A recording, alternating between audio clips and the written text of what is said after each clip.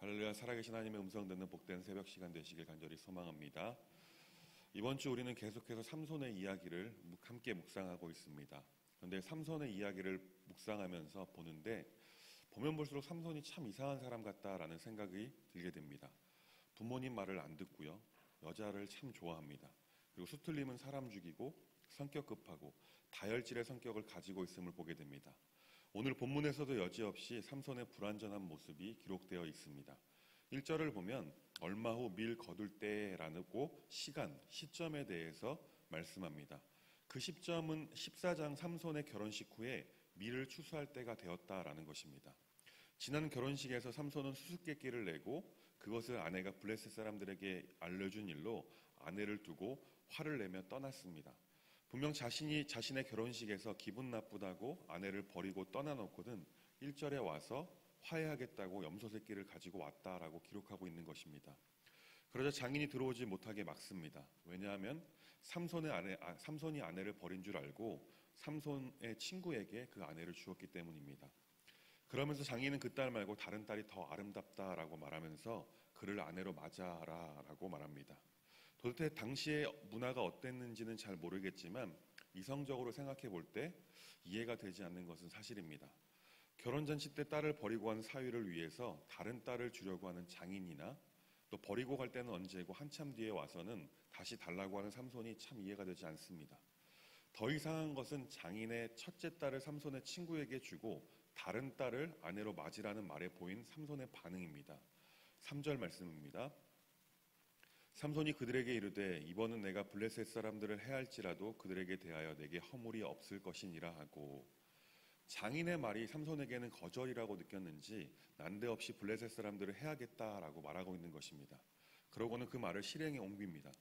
나가서 여우 300마리를 잡아서 꼬리끼리 서로 묶고서 그 꼬리 사이에 회를 달고 거기에 불을 붙여서 블레셋 사람들의 곡식밭으로 여우를 보내서 다 불을 살라버렸습니다. 그 피해를 보면은 추수하려고 베어놓은 곡식단들과 아직 자라고 있는 그 곡식들, 그리고 포도원과 올리브 농원까지 다 불에 탔다라고 기록하고 있는 것입니다. 이 행동을 보면 개인적인 삼손의 감정에 의해서 일어났음을 보고 있습니다. 우리가 오해하고 삼손의 모습을 보면 참 이상하다고 볼 수 있습니다. 요즘 흔히 말하는 분조장이라고 볼 수 있습니다. 분조장은 분노 조절 장애를 가진 사람이다라고 말합니다. 14장에서는 그 수수께끼를 내고 어찌되었든 간에 블레셋 사람들이 맞추자 자신의 내걸었던 상품을 주기 위해서 어느 한 지방에 가서 지나가던 사람 30명을 죽이고 약탈했다라고 기록하고 있습니다. 당한 사람들 입장에서는 사실 지나가다가 퍽치기를 당한 것입니다. 그런데 14장 19절 말씀에 보면 이렇게 기록하고 있습니다.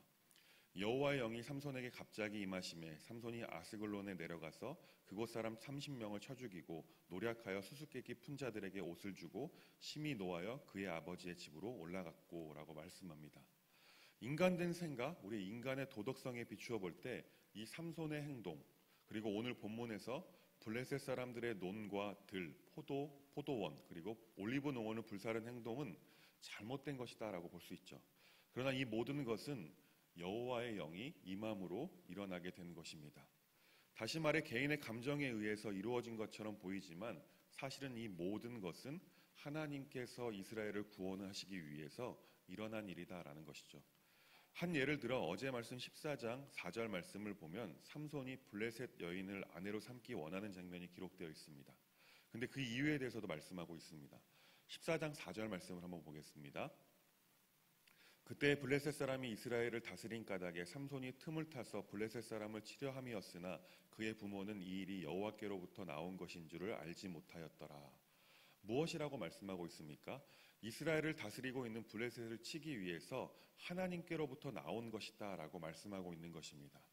한마디로 삼손이 보이는 이상한 행동들, 이 모든 것이 이스라엘을 블레셋에게서 구원하시기 위한 하나님의 계획 안에 있었다라는 것입니다. 이 모든 것이 하나님의 계획이었다면 우리의 생각을 넘어선 하나님의 개입에 의한 것이라고 우리는 믿을 수 있어야 합니다. 그리고 삼손의 모습도 역시 이해할 수 있어야 합니다. 이렇게 하나님의 구원 역사에 의해 이루어지고 있음을 생각하시면서 말씀을 보게 되면 이스라엘을 향한 하나님의 놀라운 계획과 사랑을 엿볼 수가 있습니다. 다시 본문으로 돌아와 삼손의 행동에 화가 난 블레셋 사람들은 누가 이 일을 벌였는지 하고 묻고 삼손이 한 것이다라고 막 이야기를 듣자마자 삼손의 장인과 그 딸을 불태워 죽였다라고 말씀에 기록되어 있습니다. 장인과 아내가 죽은 것을 들은 분조장 삼손은 복수하기로 다짐합니다. 그래서 삼손은 이제 블레셋 사람들을 닥치는 대로 죽이고 내려가서 에담 바위 동굴에서 쉬고 있었다라고 8절에서 말씀하고 있습니다. 복수는 복수를 낳는 법이라 또 블레셋 사람들이 다시 삼손을 복수하기 위해서 유다의 진을 치고 레이 지방을 짓밟았다라고 말씀합니다. 유다에 침략한 블레셋 사람들에게 유다 사람들이 가서 묻습니다.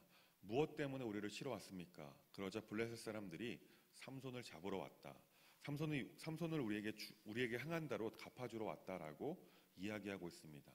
위기감을 느낀 유다 사람들은 삼손을 결박하고 블레셋에게 넘겨주기로 하고 삼손을 찾아갑니다.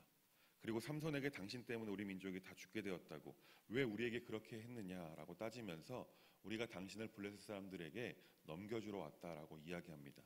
그러자 삼손은 너희가 나를 죽이지 않겠다라고 맹세하면 그 오라를 내가 받겠다라고 말합니다.